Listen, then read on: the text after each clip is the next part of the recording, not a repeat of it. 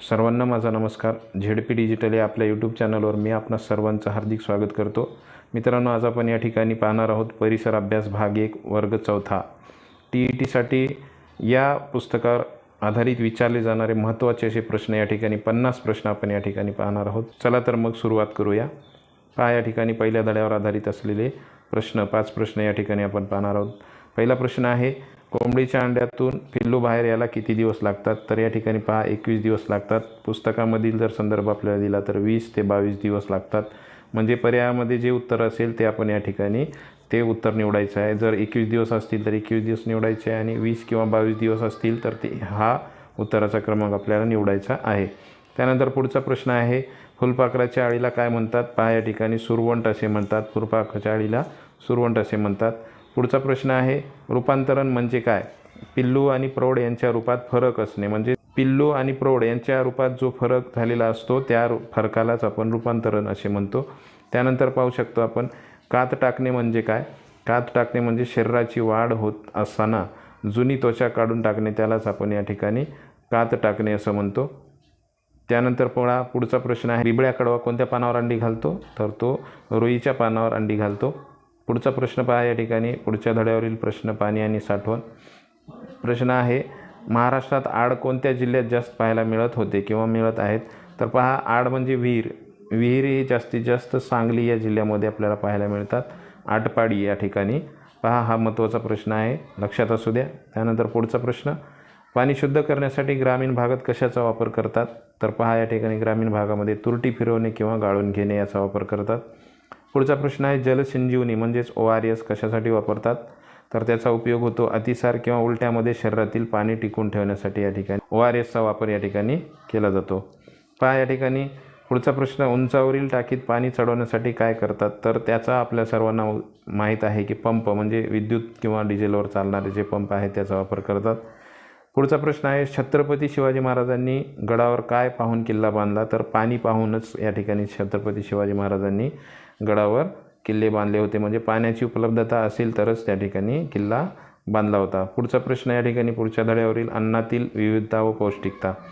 प्रश्न आहे, कोकणात प्रामुख्याने कोणते अन्नपदार्थ वापरले जातात? पहा, या ठिकाणी तांदूळ, नारळ आणि खोबरेल तेल या प्रकारचे अन्नपदार्थ या ठिकाणी वापरले जातात. पुढचा प्रश्न आहे, ज्वारीचे सर्वाधिक उत्पादन महाराष्ट्रामध्ये कोठे होते? तर या ठिकाणी पहा, पठारी प्रदेश म्हणजेच मध्य महाराष्ट्रामध्ये ज्वारीचे उत्पादन जास्त होते. पुढचा अत्यंत महत्त्वाचा प्रश्न आहे, मागील TETच्या परीक्षेमध्ये हा प्रश्न विचारलेला होता. चव ओळखण्यासाठी जिभेवर काय असतात? जे उंचवटे असतात आपल्या जिभेवर त्यांना काय म्हणतात? तर रुचिकलिका असं म्हणतात, म्हणजे टेस्ट बर्ड. हा अत्यंत महत्त्वाचा प्रश्न आहे. आवळा खाल्ल्यानंतर पाणी प्यायल्यावर चव कशी लागते? हे सर्वांनाच माहीत आहे, गोड चव लागते. कोणत्या पदार्थात शर्करेचे प्रमाण जास्त असते? तर गूळ आणि साखर यामध्ये शर्करेचे प्रमाण जास्त असते. पुढचा प्रश्न या ठिकाणी पाहूया, हवा आणि वस्त्र या धड्यावरील. पहा, या ठिकाणी पृथ्वीभोवतालच्या हवेच्या आवरणाला काय म्हणतात? तर वातावरण असे म्हणतात. हवेत सर्वात मोठा भाग कोणत्या वायूचा असतो? तर नायट्रोजन वायूचा सर्वात मोठा भाग आहे. त्यानंतर ज्वलनाला मदत करणारा हवेतील वायू कोणता? तर ऑक्सिजन हा वायू आहे. कापड तयार करण्यासाठी कशाचा वापर केला जातो? तर धाग्याचा. त्यामध्ये कापूस, लोकर, ताग किंवा नायलॉन यांचा वापर होतो. त्यानंतर पुढचा प्रश्न, महात्मा गांधींनी स्वदेशीचा संदेश देण्यासाठी काय वापरले? तर चरखा वापरला होता. त्यानंतर पुढच्या धड्यावरतील प्रश्न पाहूया, शरीराच्या आत डोकावूया. तर पहा, या ठिकाणी आपल्या शरीरामध्ये काय आहे त्यावर प्रश्न आहेत. श्वासावाटे आपण हवा कुठे घेतो? तर ती फुफ्फुसामध्ये म्हणजे लंग्समध्ये घेतो. अन्नाचे पचन करणारे महत्त्वाचे आंतरिंद्रिय कोणते आहे? तर जठर, म्हणजेच त्याला आपण पोट असं म्हणतो, स्टमक. या ठिकाणी अन्नाचं पचन करणारं महत्त्वाचं आंतरिंद्रिय आहे. त्यानंतर पुढचा प्रश्न आहे, शरीराच्या सर्व भागांना रक्त कोण पुरवते? हृदय. त्यानंतर पुढचा प्रश्न आहे, मानवी मेंदू कोठे सुरक्षित असतो? तर तो आपल्या शिरोपोकळीच्या म्हणजे शिरोभागामध्ये जी कवटी आहे त्या कवटीच्या आत आपला मेंदू सुरक्षित असतो. हृदयाच्या प्रत्येक आकुंचनाला काय म्हणतात? तर हृदयाचा ठोका असे म्हणतात. अतिशय सोपे असे प्रश्न आहेत.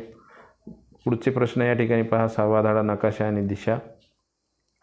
पहा, या ठिकाणी मुख्य दिशा किती आहेत? 4 दिशा आहेत, पूर्व, पश्चिम, उत्तर, दक्षिण हे आपल्या सर्वांना माहीत आहेत. उत्तर आणि पूर्व यांच्या दरम्यान कोणती उपदिशा असते? तर ईशान्य ही दिशा असते. दक्षिण आणि पश्चिम यांच्या दरम्यान कोणती उपदिशा असते? नैऋत्य दिशा असते. नकाशात सूचीचा वापर कशासाठी करतात? तर विशिष्ट चिन्ह आणि खुणा समजावून देण्यासाठी सूचीचा वापर करतात.